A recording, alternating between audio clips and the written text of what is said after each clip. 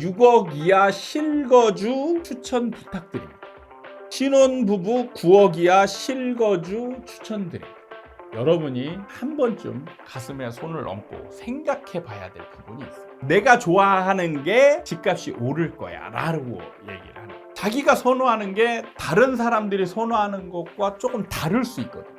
그리고 살기 좋은 집이 과연 집값이 잘 오르느냐, 이게 등식이 성립하느냐. 집값이 올라가면 사람들은 그냥 좋아하더라. 물론 이런 입지 조건 좋은 것들이 오르는 건 맞아요. 과거의 패턴들을 보는 거예요. 이런 추세를 대부분은 이어가게 마련. 남한테는 실거주라고 표현할 수 있어요. 그건 우리나라의 일종 정서적인 문제입니다. 나는 시세 차익을 목적으로 해 라고 하는 사람은 나빠 보이기 때문에 다 실거주로 표현하는 건 맞아요. 근데 이거를 착각하면 안 된다. 속으로는 나는 구별을 할 줄 알아요. 저는 매매를 갈 때는 무조건 시세 차익형으로 들어갑니다.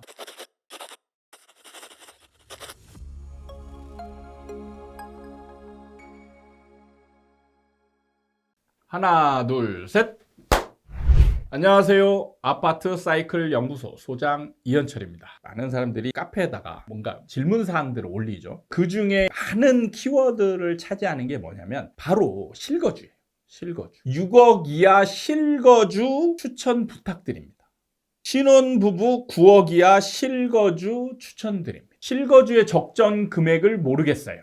주변 시세 또는 실거래가보다 어느 정도 저렴하게 입찰 금액을 써야 할까요? 이런 내용의 실거주에 관한 키워드로 질문들이 굉장히 많이 올라온다라는 거예요. 그래서 한번 실거주에 대한 저만의 조건들, 이런 부분에 대해서 얘기하도록 하겠습니다. 여러분들이 뭐 블로그나 유튜브나 찾아보시면 너무 뻔하게 나와 있는 조건들이 있어요. 첫 번째는 뭐냐면 입지, 교통, 그 다음에 학군, 교육열, 그 다음에 생활 인프라, 상가, 이런 것들이 내가 이용하기 편리한 거리와 시간에 있는지, 그 다음에 이제 좀 더 따져보는 게 아파트 내부로 들어가 가지고 커뮤니티 시설들이 잘 되어 있는지, 구축이라면 리모델링이나 뭐 어떤 인테리어가 되어 있는 것인지, 층수도 굉장히 중요해요. 그 다음에 주차, 교통의 편리성이 나아질 거냐, 이런 문제들. 이런 문제들이 실거주 조건에 들어가죠. 그럼 제가 뭐 특별하게 여기에 노하우를 가진 조건이 있느냐? 없습니다. 이 조건들이 다 실거주 하는데 다 그냥 일맥상통한 조건들이 맞아요. 이런 조건들을 따지면서 여러분들이 들어가시면 되는데, 여기서 반전. 여러분이 한 번쯤 가슴에 손을 얹고 생각해 봐야 될 부분이 있습니다. 여기서 말하는 실거주가 진짜 실거주인지 아니면 여기에 시세 차익인지를 구분을 해야 된다라는 거예요. 제가 분양을 하면서 여러 손님을 만나잖아요. 예를 들자면 이게 실거주라고 착각을 하고 있는 사람들이 있는데, 이 사람들이 어떤 실수를 하냐면 자기가 진짜 선호하는 그게 있어요. 그걸로 일종의 시세 차익을 환원시키려고 대비하는 사람들이 있다라는 거예요. 내가 좋아하는 게 집값이 오를 거야 라고 얘기를 하는 거예요. 자기가 선호하는 게 다른 사람들이 선호하는 것과 조금 다를 수 있거든요. 그런 부분이 집값과 연관성이 있느냐 여부와 그걸 따져봐야 되는 부분이고, 그리고 살기 좋은 집이 과연 집값이 잘 오르느냐, 이게 등식이 성립하느냐 부분을 따져봐야 되는 거예요. 근데 이 부분을 따지지 않고 대부분의 사람들은 살기 좋은 집이 집값이 올라간다라고 생각을 해요. 현장에 있으면서 느낀 거는 생각보다 살기 좋지 않은 집인데 집값이 더 올라가는 경우들도 발견해. 진짜 살기 좋은 집이라고 평가받고 생각하는데 집값이 더 안 올라가는 집들도 많다라는 거를 깨닫게 되었습니다. 그래서 내가 생각한 게 뭐냐? 분리를 해야 된다. 그러니까 우리는 실거주와 집값 올라가는 걸 약간 동일시하는 경향을 가지고 있습니다. 그래서 실거주로 표현하고 실거주에 맞는 집을 사면 나중에 집값이 올라가겠지라는 기대를 하고 이 행위를 하는 거예요. 내 목적을 분명히 해야 돼요. 실거주가 더 우선시되냐 아니면 시세 차익이 우선시되냐, 그 부분을 조금 이해를 하셨으면 좋겠어요. 실제로 그런 집들 많습니다. 저 집은 별론데? 라고 생각했던 게 막 올라가는 경우들도 있고, 생각보다 별로인데 가격이 막 올라가요. 가격이 많이 올라가다 보니까 사람들이 얘기하는 게 달라져요. 집값이 올라가면 사람들은 그냥 좋아하더라. 심지어는 이런 경우들도 있습니다. 어떤 집이 있는데요, 바로 옆에 유흥상권이 있어요. 자, 그럼 이 집은 살기 좋을까요, 안 좋을까요? 별로 안 좋죠. 근데 굉장히 인식이 좋아요. 왜? 이 집만 가격이 많이 올랐어요. 다른 단지들에 비해서 유독 그 단지가 가격이 올라가는데 내부 사람들은 속으로는 불만이 되게 많아요. 밤만 되면 아주 미칠 것 같아. 왜? 옆에 유흥업소들이 있어가지고 막 시끌벅. 밤만 되면 잠도 못 자고. 우리는 이런 것들만 생각하면 이런 집은 가격이 안 오를 거라고 생각하죠. 근데 이런 집이 가격이 올라가요. 그러니까 살기 좋은 집이 가격이 오르는 게 등식이 성립하는 게 아니다. 다르다라는. 분리돼야 된다. 내가 시세 차익 목적이 더 강하잖아요. 그러면 오를 집을 찾는 거예요. 물론 이런 입지 조건 좋은 것들이 오르는 건 맞아요. 그럼 뭐 어떻게 하느냐? 과거의 패턴들을 보는 거예요. 얘는 올랐던 집이고 얘는 잘 안 오르는 집이고. 이런 추세를 대부분은 이어가게 마련입니다. 그러다 보니까 외부의 사람들이 이제 실수를 겪는 게 그걸 잘 모르잖아요. 또 내 기준에 보면 이런 집은 실거주 요건에 별로 좋은 집이 아니야. 그러면 이런 집은 가격이 안 올라. 근데 부동산은 여 집이 아주 좋아요. 사람들이 엄청 선호하는 집이에요. 이렇게 얘기해요. 그러면은 어떤 걸 사야 돼요? 시세 차익이 목적인 사람은 이걸 사야 되는 거예요. 그리고 실거주에 대한 얘기를 한 번 더 하겠습니다. 실거주는 거주죠. 실제 거주하는 걸 목적으로 하는 거예요. 그러면 우리가 매매로 하는 방법이 있고 전세로 하는 방법이 있어요. 그러면 진짜 실거주는 뭘까요?